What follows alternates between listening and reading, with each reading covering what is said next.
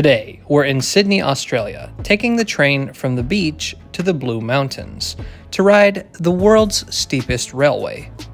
Or so they say.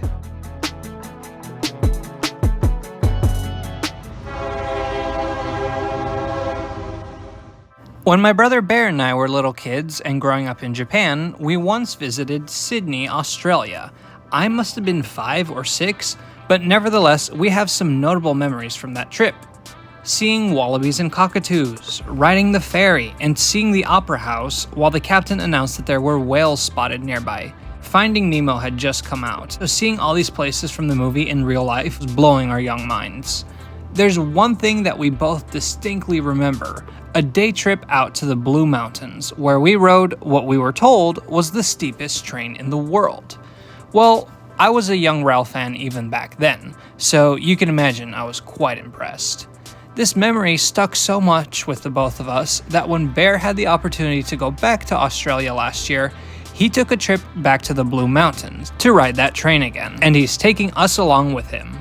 Just one problem. He's not at the mountains right now. He's at Bondi Beach. I am filming from Bondi Beach in Sydney, Australia, but today we are headed the other direction in Sydney to a place called Katoomba. So, first things first, we gotta get to Central Station. But right now we're at Bondi Junction, which is not on the beach, so we have to take a bus to get here. Now we're gonna take a train to Central Station, and then we're gonna take a longer distance train to Katoomba. To get from Bondi Beach to Bondi Junction, you can take bus 380 or 333. Once you get to the train station, take route T4 to Central Station. We've got a T-set, also known as a Tangara, for the short ride to Central Station. Made it to Central Station, and now headed to the Grand Concourse to see which train we should take, but I believe it is platform 12. Gotta sprint 10 minutes, and it is a huge station. It's split up into several different parts. Central Station is where you can transfer to the metro, light rail, suburban trains, intercity trains, and the long-distance regional trains. We are transferring to the Blue Mountains line, an intercity service. This train is a V-set. These double-deck electric multiple units were built between 1972 and 1989. This specific set is one of the newest ones and was built in 1989.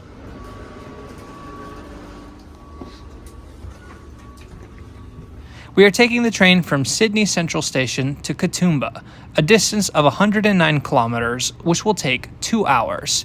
Service to Katoomba is fairly frequent, with a train every hour throughout the day and more frequent service during peak hours. The Blue Mountains line is one of 5 intercity lines operated by Sydney Trains. Electric train service operates as far as Lithgow.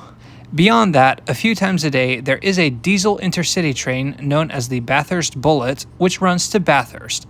Additionally, closer to Sydney, the line is shared with a variety of suburban train services. And there are also 2 long-distance regional trains that use this line. An XPT that runs from Sydney to Dubbo once daily, and an Explorer which runs from Sydney to Broken Hill once a week.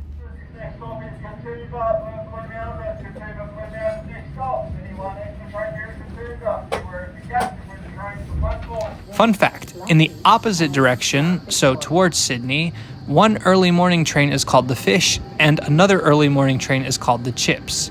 These names are informal, but they are a tribute to the original staff on these services years ago. Anyways, about 2 hours have passed since we left Sydney Central Station, and we have arrived at the Katoomba railway station. From here, we will walk to the front of the station and transfer once again to a bus, this time route 686. The bus will drop us off right in front of today's destination, Scenic World Katoomba. You'll know you've arrived when you see the remains of an abandoned roller coaster out the window. But more on that later.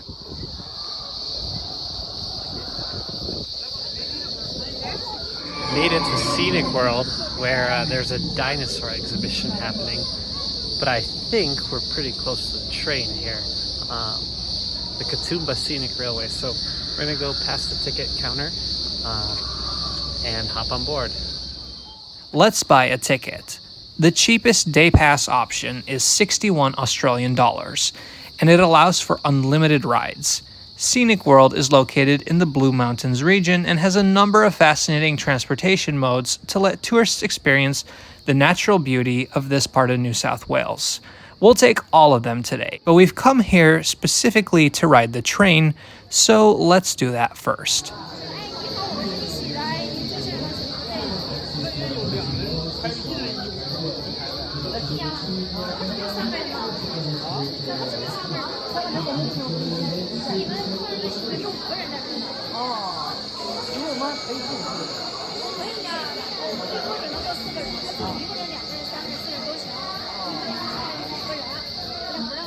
And now, welcome aboard the Katoomba Scenic Railway, a 310-meter line which goes, well, straight down pretty much. The train cars themselves are not that old, dating back to 2013, but the line itself is as old as the 1880s. For context, Victoria was queen at the time. Light bulbs were a recent invention. It's even more than a decade before the first L line opened in Chicago. Definitely decades before Scenic World itself opened its doors, which was in 1945.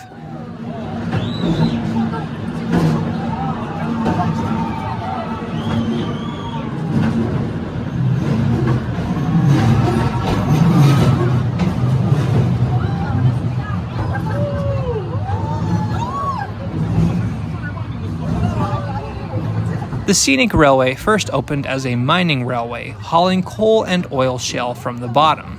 As early as 1928, the line also started taking tourists, and by 1945 it abandoned coal altogether and exclusively became a passenger line. The train cars were most recently replaced in 2013, like I said. It travels a total distance of 310 meters, a little over 1,000 feet.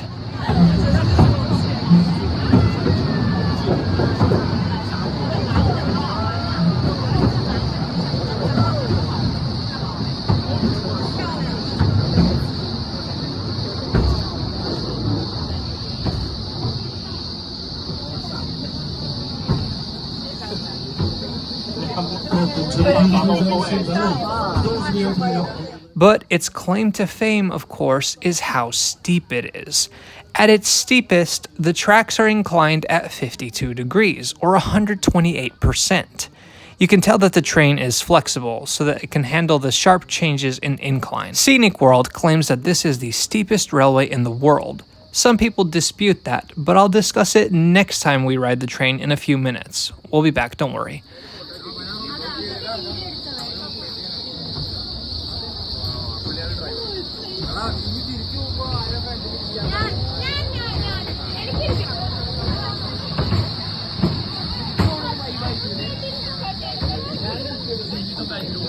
So that was our first ride on the world's steepest railway, which is insane. I hope you can hear me because the chirping between the trees is insane, but it is gorgeous here. We're right in the middle of the rainforest in the Blue Mountain National Park. And we're on our way to see what other types of transportation they have. I believe they have several cable cars. The different modes all exist to either bring you up and down the park or to let you experience the natural wonder all around you. Or both. We just rode the Scenic Railway, which brings you to the Scenic Walkway, a boardwalk built above the rainforest floor. This 2.4 kilometer boardwalk takes you past several interesting sites, like the Katoomba Falls and an old coal mine. It can also take you to the foot of the Scenic Cable Way.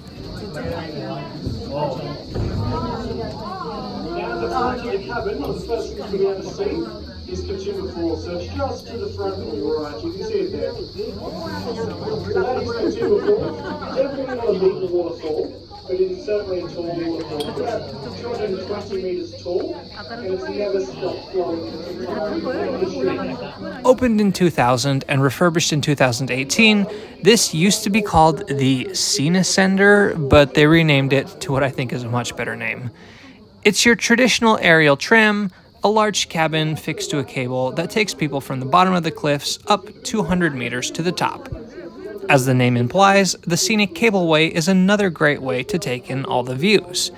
And once we get to the top, we'll take you on the last transportation mode here. But in the meantime, we need to talk about that one ride that Scenic World built, but never actually opened. I'm talking about the Orphan Rocker, the roller coaster.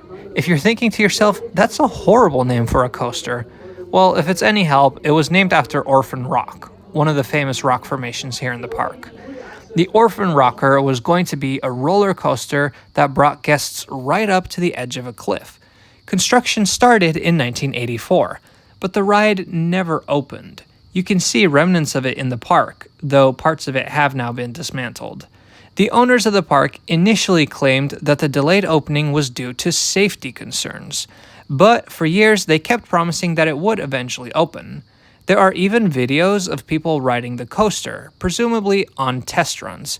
So some people think that the reason it never opened doesn't have so much to do with safety and more to do with the fact that neighbors didn't want a loud roller coaster rumbling through this protected nature, which I guess makes sense. Honestly, the rides that exist at Scenic World, if you can call them rides, are already really cool. The Cableway brings you back to the top of the park, where the entrance is, and where you can get a great view of the Three Sisters, probably the most famous rock formation in the Blue Mountains. Did you know the sisters each have a name too? Menai, Wimala, and Gunadu. And now we will take the last mode of transportation through Scenic World before we take the train again. I'm talking about the Scenic Skyway. The Scenic Skyway is another suspended cable car, but this one doesn't take you up or down. Instead, it crosses the Katoomba Falls and exists purely for the views. It originally opened in 1958, not too long after Scenic World itself was established. The cabin was replaced in 2004 and again in 2017. Welcome aboard the Skyway, everyone. My name's Stephen, I'm your driver. If you've got any questions, just come up and ask, guys, and I'll do my best to answer them for you. Today's cabin has a glass floor with liquid crystals that turn transparent as the ride progresses, so there's no escaping the fact that you are dangling high above the rainforest. For much of its history, the Skyway was just a back-and-forth experience. Only in 2005 did they open a station on the other side, so now you can use it to access the trails over there. For extreme daredevils, there's also an opportunity to stand on the roof of the Skyway as it moves across the gorge. If I had $369 burning a hole in my pocket, I think I would do it. How about you? Thank you.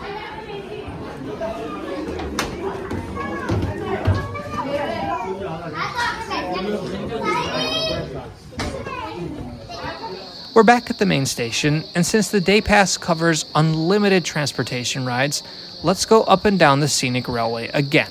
While waiting at the platform, you can look at the pictures of the different cars that have carried tourists up and down the Scenic Railway since the 1920s. Also, as this sign on the gate shows, in the train itself there's a lever that can let you adjust the tilt at which you sit, so you can make the train even steeper or less steep.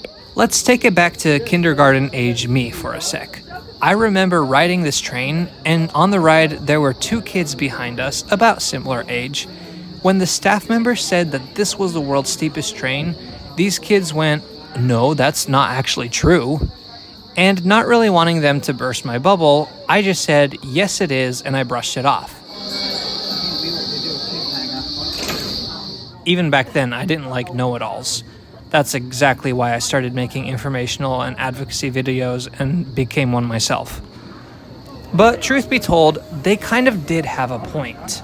The railway status as steepest train in the world is disputed. Not because of its steepness. No, it would be hard to find anything steeper than the 52 degrees of this line. No, some people say it isn't the world's steepest train because, well, it's not a train. So trains that are pulled up and down by a cable are called funiculars, but by definition, a funicular has to have a counterweight, usually in the form of a second train car.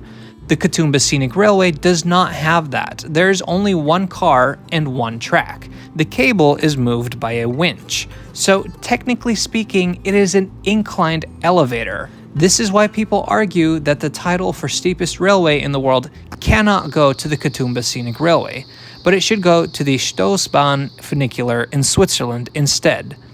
What do I think? Well, I'm not known to be a huge fan of strict definitions. I really hate the tram versus light rail debate, or the ever annoying "that's not a train, that's a metro" comment.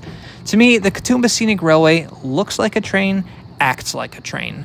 It's got rails, steel wheels, articulated cars. Even if just for nostalgia's sake, I'm happy to call it the world's steepest train. I guess one day I'll have to go to Switzerland and ride the Stoßbahn, then I can compare. Anyway, let's recap today, shall we? Katoomba is a 2-hour train ride from Sydney, with trains departing every hour. Once you take the bus to Scenic World, the cheapest day pass option is $61 Australian, which allows you unlimited access on the Katoomba Scenic Railway, the Scenic Cable Way, and the Scenic Skyway. Anyways, if you're in the Sydney area and you have some time, I'd highly recommend checking out the Blue Mountains and Scenic World Katoomba. Besides a fun train ride, you can immerse yourself in the breathtaking natural beauty and fly high in the sky on some of Australia's quirkiest transportation. If you're new around here, please check out one of our other videos, either from Australia or from around the world. Every week we bring new train content from all over the globe, and we're working on some exciting projects this summer. You won't want to miss any of it, so subscribe to Trains Are Awesome. Thanks so much for watching today. We'll see you next time.